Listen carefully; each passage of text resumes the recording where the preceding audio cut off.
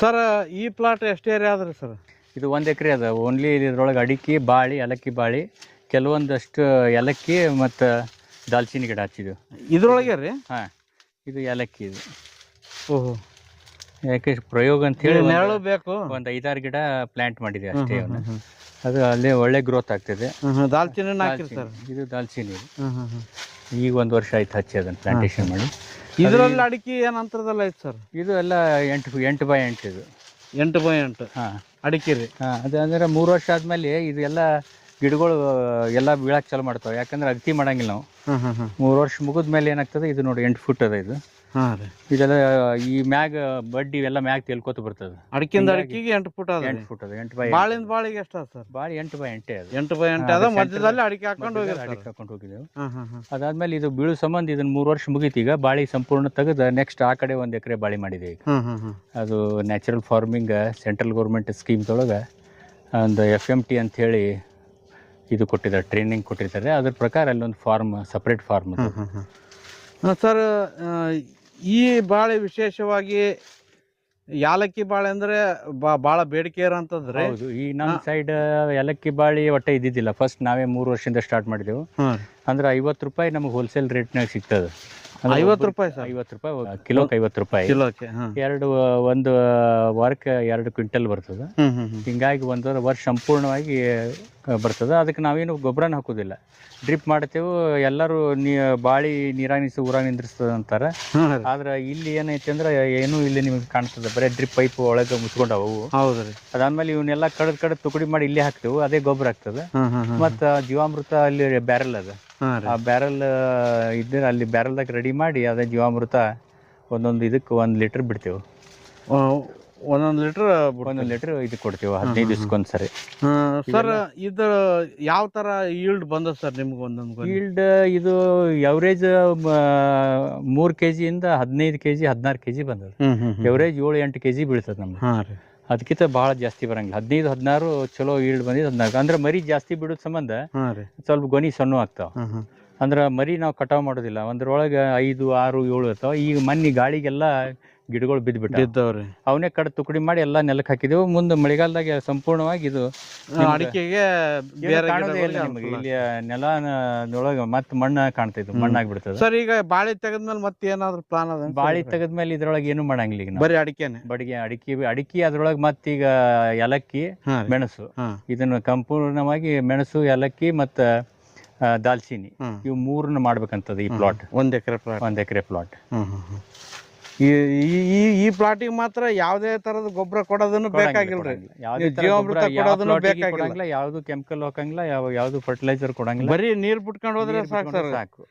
ಒಂದೊಂದು 10 ಇಂಚು ಒಂದು ಫೂಟ್ ಮೇಲೆ ಇದೆ ಸರ್. ಒಂದು 10 ಫುಟ್, ಒಂದು 10 ಇಂಚು ಮೇಲೆ ಅದ. ಅದು ಸಂಪೂರ್ಣವಾಗಿ ಮಳೆ ಬಂದಾಗ ಡಿಕಂಪೋಸ್ ಆಗಿ ಎಲ್ಲ ಗೊಬ್ಬರ ಆಗ್ತದೆ. ಹೌದು ಸರ್. ಹಿಂಗಾಗಿ ಅದರಲ್ಲಿ ಯಥೇಚ್ಛವಾಗಿ ಪೊಟ್ಯಾಶ್ ಸಿಗ್ತದೆ ಸರ್. ಯಥೇಚ್ಛ ಪೊಟ್ಯಾಶ್ ಇರ್ತದೆ. ಹಿಂಗಾಗಿ ಯಾವುದೂ ಅವಶ್ಯಕತೆ ಬೀಳಂಗಿಲ್ಲ. Super sir.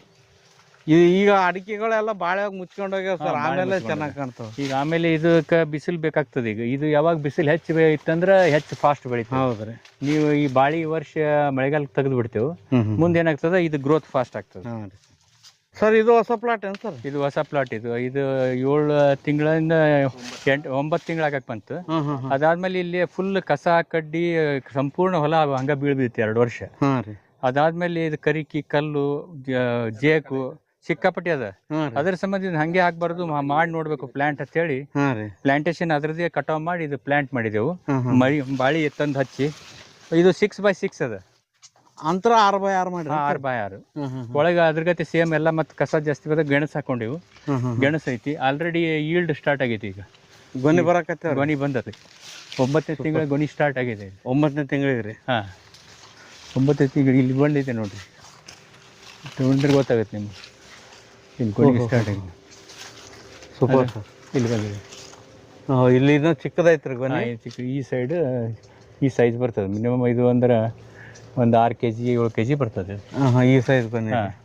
ಇದರಲ್ಲಿ ಒಂದು 4-5 ಇರ್ತಾವ. ನಾವು ಈ ಸರಿ 1-2 ಅಷ್ಟೇ ಬಿಟ್ಟು ಉಳ್ಕಿದೆಲ್ಲ ಮರಿ ಕಟ್ ಮಾಡ್ತಾ ಇದ್ದೀವಿ ಬರಲಿ ಅಂತೇಳಿ. ಆದರೆ ಏನೂ ಖರ್ಚಿಲ್ಲ ಇದರದ್ದು, ಬರೀ ನೀರು ಬಿಡೋದು ಅಷ್ಟೇ.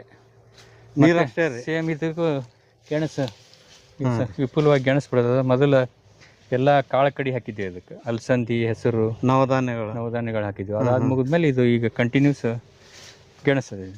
ಅಂದ್ರೆ ನೀವು ಈ ರೀತಿ ಲೈವ್ ಮಲ್ಚಿಂಗ್ ಮಾಡಿ ಗೊಬ್ಬರ ಕೊಡ್ತೀರಿ ಸರ್? ಹೌದು, ಲೈವ್ ಮಲ್ಚಿಂಗ್ ಮಾಡಿದ್ರೆ ಅಂದ್ರೆ ನಮ್ಗೆ ಈ ಹೊರಗಡೆಯಿಂದ ತರಕ್ ಆಗಂಗಿಲ್ಲ, ಕಾಸ್ಟ್ಲಿ ಆಗುತ್ತೆ. ಅದನ್ನ ಲಿಫ್ಟ್ ಮಾಡೋದು ಅದಂದ್ರೆ ಎಷ್ಟು ಯೂಸ್ ಆಗ್ತದಂತ ಗೊತ್ತಿರಂಗಿಲ್ಲ, ಲಾಭ ಎಷ್ಟು ಬರ್ತದೆ ಅಲ್ಲಿಂದ ಕಸ ತೊಗೊಂಡ್ಬರ್ಬೇಕಾಗ್ತದೆ. ಅವ್ರ ಬಳಿ ಹೊಸ ಕಸ ತಂದು ಇಲ್ಲಿ ಸೃಷ್ಟಿ ಮಾಡೋದು, ಮತ್ತು ಹೊಸ ಕಳೆಗಳು ಹುಟ್ಟುತ್ತಾವ. ಹಿಂಗಾಗಿ ಏನೋ ಇದ್ರು ನಮ್ಮದೇ ಇಲ್ಲೇ ಇಲ್ಲೇ ಕೊಳತು ಇಲ್ಲೇ ಗೊಬ್ಬರ ಆಗಲಿ ಅಂತ ತಿಳ್ಕೊಂಡು ಇಷ್ಟೇ ಮಾಡ್ತಿದ್ದೆ. ತುಂಬ ಚೆನ್ನಾಗಿದೆ ಸರ್. ಸ್ವಲ್ಪ ಲಾಭದಲ್ಲಿ ಹೆಚ್ಚು ಕಡಿಮೆ ಆಗ್ಬೋದು.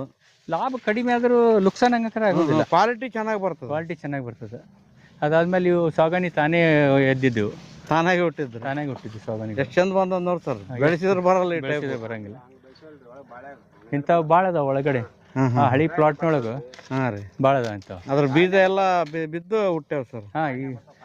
ಇವೆಲ್ಲ ಇವು ಪಕ್ಷಿಗಳು ತಿಂದು ಅದ್ರ ಬೀಜಗಳು ಇದು ಮಾಡಿ ಇಲ್ಲಿ ಬರ್ತಾವೆ. ಇವತ್ತು ರೈತರು ಹೊರಗಡೆಯಿಂದ ಗೊಬ್ಬರ ತಂದು ಹಾಕ್ಬೇಕಂದ್ರೆ ಒಂದು ಟ್ರ್ಯಾಕ್ಟರ್ಗೆ 6,000 to 8,000 ರೂಪಾಯಿ ಹೇಳ್ತಾರೆ. ಆದರೆ ಇವೆಲ್ಲ ಇದು ನೋಡಿದರೆ ನಿಮ್ಗೆ ಗೊತ್ತಾಗುತ್ತೆ ಇದು ಎಷ್ಟು ಇದು ಬಿದ್ದದೆ. ಒಳಗೆ ಹಂಗೆ ತೇವಾಂಶ ಇರ್ತದೆ, ಅದು ಸಂಪೂರ್ಣ ತೇವಾಂಶ ಇರ್ತದೆ. ಯಾವಾಗ ಬೇಕಂದಂಗೆ ಹಾಡ್ರಿ ಹಸಿನೇ ಇರ್ತದೆ, ನಿಮ್ಗೆ ಹಸಿ ಸಿಗ್ತದೆ. ಮತ್ತೆ ಜೀವಾಣುಗಳಿಗೆ ಆಶ್ರಯ ಆಗ್ತದೆ, ಸೂಕ್ಷ್ಮ ಜೀವಾಣುಗಳೆಲ್ಲ ಇರ್ತಾವ. ಹಿಂಗಾಗಿ ಇದ್ರ ವಾಸನೆ ನೋಡಿದ್ರೆ ಗೊತ್ತಾಗುತ್ತೆ ನೀವು ಎಷ್ಟು ಸ್ಮೆಲ್ ಗಮ್ಮಂತ ವಾಸನೆ ಬರ್ತದೆ.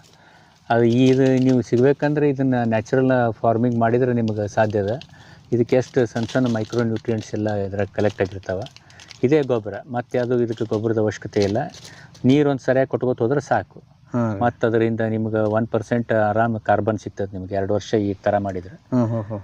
ಸಾಕಷ್ಟು ಗೊಬ್ಬರ ನಿಮಗೆ ಇಲ್ಲಿ 1 ವರ್ಷಕ್ಕೆ ನಿಮಗೆ 5 to 6 ಟನ್ ಗೊಬ್ಬರ ರೆಡಿ ಆಗ್ತದೆ ಇಲ್ಲೇ ಮಾಡೋದ್ರಿಂದ. ಇಲ್ಲೇ ಮಾಡಿ ಈ ರೀತಿ ಗೆಣಸು ಹಾಕಿದರೆ ಗೆಣಸಿಂದ ಅದು ಗೆಣಸು ದೊಡ್ಡದು ಇದು ಆಗ್ತದೆ. ಆದ್ಮೇಲೆ ಮುಂದೆ ಅಲ್ಲೇ ಕೊಳತು ಮತ್ತು ಅದನ್ನ ಫರ್ಟಿಲಿಟಿ ಆಗಕ್ಕೆ ಅದು ಹೆಲ್ಪ್ ಆಗ್ತದೆ, ಇದು ಆಗ್ತದೆ. ಭೂಮಿ ಬೇಕಂದ್ರೆ ಹಾರ್ವೆಸ್ಟ್ ಮಾಡ್ಬೋದು, ಇಲ್ಲಾಂದ್ರೆ ಭೂಮಿ ಮಾಡೇಬಾರ್ದು. ಅದನ್ನ ಹಾರ್ವೆಸ್ಟ್ ಮಾಡಿದ್ರೆ ಅದ್ರ ಯೂಸ್ ಇಲ್ಲ. ಹಾರ್ವೆಸ್ಟ್ ಮಾಡಕ್ ಹೋದ್ರೆ ನಿಮಗೆ ಲೇಬರ್ ಖರ್ಚು ಹೆಚ್ಚು ಬರ್ತದೆ, ಅದ್ರ ಉತ್ಪನ್ನ ಹೆಚ್ಚು ಬರಂಗಿಲ್ಲ. ಭೂಮಿ ನಾವು ಒಂದ್ಸರಿ ಇದನ್ನ ಪ್ಲಾಂಟ್ ಮಾಡಿದ್ಮೇಲೆ ಭೂಮಿನ ಅಗದೇ ಇಲ್ಲ, ನಾವು ಅಡ್ಡುದೇ ಇಲ್ಲ ಭೂಮಿ.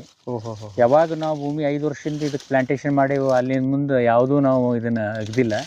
ಅದಾದ್ಮೇಲೆ ಎಷ್ಟೇ ಮಳೆ ಆದ್ರೂ ನೀರು ನಿಮಗೆ 1 ತಾಸಿನೊಳಗೆ ಹುಡುಕಾಡಿದ್ರು ನೀರು ಸಿಗಂಗಿಲ್ಲ. ಎಲ್ಲ ನೀರು ಅಬ್ಸರ್ವ್ ಮಾಡ್ಕೊಂಡ್ಬಿಡ್ತದೆ, ಹಿಂಗೆ ಬಿಡ್ತದೆ. ಮೊದಲೆಲ್ಲ ಒಡೆದು ಬದು ಒಡಕೆ ನೀರು ಹೊರಗಡೆ ಹೋಗ್ತಿತ್ತು 5 ವರ್ಷದ ಹಿಂದೆ. ಈಗ ಹೋದ ವರ್ಷ 6 ತಿಂಗಳು ಕಂಟಿನ್ಯೂ ಮಳೆ ಹತ್ತಿದ್ರು ಎಲ್ಲಿ ಬದು ಹೊಡಿಲಿಲ್ಲ, ಸಂಪೂರ್ಣ ನೀರು ಹಿಂಕೊಳ್ಳುವಂಥ ಕೆಪಾಸಿಟಿ ಹೆಚ್ಚಾಗ್ತದೆ. ಭೂಮಿ ತಾನೇ ತಯಾರು ಮಾಡ್ಕೋತ. ಅದಕ್ಕೆ ಏನೂ ಅವಶ್ಯಕತೆ ಏನೂ ಬೇಕಾಗಿರೋ ಒಂದು ಬಿಸಿಲು, ಅದಾದ್ಮೇಲೆ ನೀರು 2 ಇದ್ರೆ ಸಾಕು. ಅದು ಗೊಬ್ಬರ ತಾನೇ ಇದು ನಮಗೆ ಅದಕ್ಕೆ ಏನು ಬೇಕು ಅದನ್ನು ನಾವು ನೀರು ಸರಿಯಾಗಿ ಕೊಟ್ಕೊಂಡು ನೋಡಿದರೆ ಸಾಕು. ನೀವು ಯಾವುದೂ ಕೆಮಿಕಲ್ ಸ್ಪ್ರೇ ಮಾಡಬಾರ್ದು, ಯಾವುದೂ ಫರ್ಟಿಲೈಸರ್. ಒಂದು ವೇಳೆ ನೀವು ಹಾಕಿದ್ರಿ ಅಂದ್ರೆ ಇದ್ದಿದ್ದೆಲ್ಲ ಮೈಕ್ರೋ ನ್ಯೂಟ್ರಿಯೆಂಟ್ಸ್ ಎಲ್ಲ ಸತ್ತು ಮತ್ತು ನೀವು ಮೊದಲೇ ಹೆಂಗಿತ್ತು ಭೂಮಿ ಅದೇ ರೀತಿ ಕಲ್ಲಾದಂಗೆ ಆಗ್ತದೆ. ನೀವು ಮಳೆಗಾಲದಾಗ ಸ್ವಲ್ಪ ತಂಪಿದ್ದಾಗ ನೋಡಿದ್ರೆ ಕಾಲು ಹಂಗೆ ಸಿಗ್ಬೀಳ್ತಾವೆ ನೆಲ, ಅಷ್ಟು ಸ್ಮೂತ್ ಆಗ್ತದೆ ನೆಲ.